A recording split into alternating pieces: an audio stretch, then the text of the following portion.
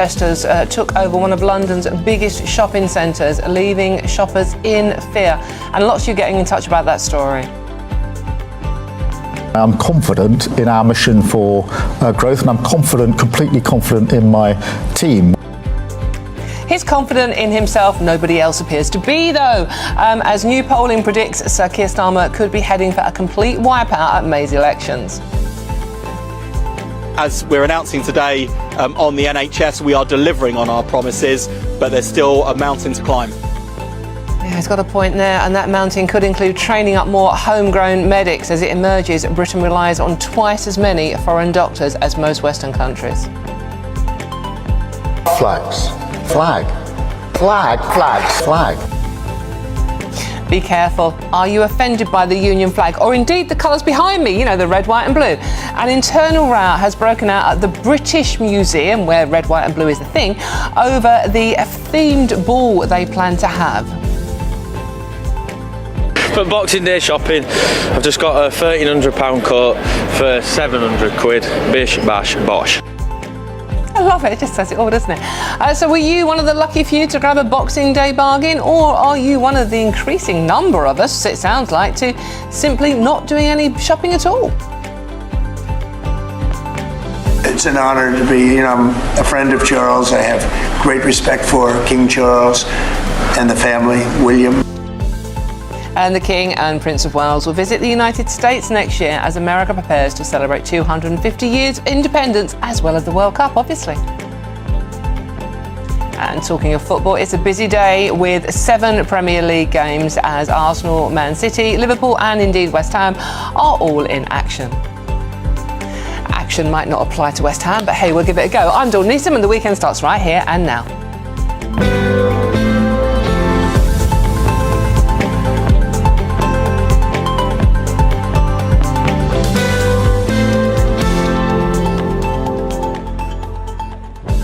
So thank you so much for your company this afternoon. I know it's just that weird time of year and there's so much still to do, but you don't really feel like doing it. So give yourself a treat and just sit in front of the telly. Keep me company, to be honest with you. We have got an absolutely packed show for you. Now, lots of you are getting in touch about the scenes we've showed you at Westfield Shopping Centre in East London. Lots of you actually were there and saying that there were some signs and chants that you heard that were incredibly upsetting and offensive. And still, as far as we're aware, no arrests were made. So keep those coming in at gbnews.com/your say. Indeed, let me know your thoughts on all the stories we're discussing today, or just tell me what you're up to. You know, I'm interested. But before we get into the rest of the show, let's get the latest news headlines with Bethany Elsie.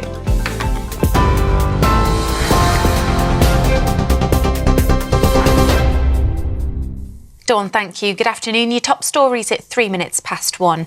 Ukraine was hit with a barrage of missiles overnight, destroying many homes and power plants, leaving hundreds of thousands without power. Ukraine's president says Russia fired nearly 500 drones and 40 missiles. It comes ahead of a meeting of Donald Trump and Volodymyr Zelensky in Florida tomorrow. They're set to discuss details of a 20-point peace plan that's about 90% ready, according to Zelensky, who says he's ready to put the plan to his people in a referendum. But in an interview with Politico, Donald Trump says he will have to approve any deal. The UK government is a gap year scheme to give school and college leavers a taste of the Army, Royal Navy or RAF without a long-term commitment. The course is aimed at under 25s and is part of efforts to solve long-term recruitment problems.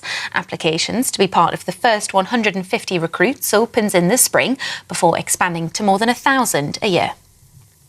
A senior union leader is urging the government to improve workers' living standards amid fresh evidence people are still suffering from a cost of living crisis. The General Secretary at the TUC, Paul Novak, says people need hope that things will change next year, or there's a risk of a further rise in the far and populist right.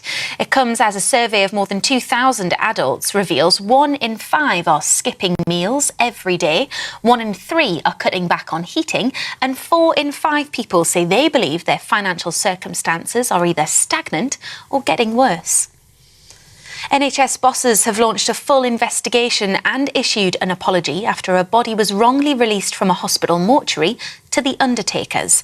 The human error at Queen Elizabeth University Hospital in Glasgow was only discovered after a cremation had taken place at a family ceremony. NHS Greater Glasgow and Clyde, that's Scotland's largest health board, accepts that the incident has resulted in 2 families being caused significant additional distress at an already very difficult time. And England have won their first Ashes test on Australian soil for 15 years. They beat Australia by 4 wickets after chasing down 175 runs in the 4th test match in Melbourne. Australia still win the series with an unassailable 3-1 lead. Here's England captain Ben Stokes.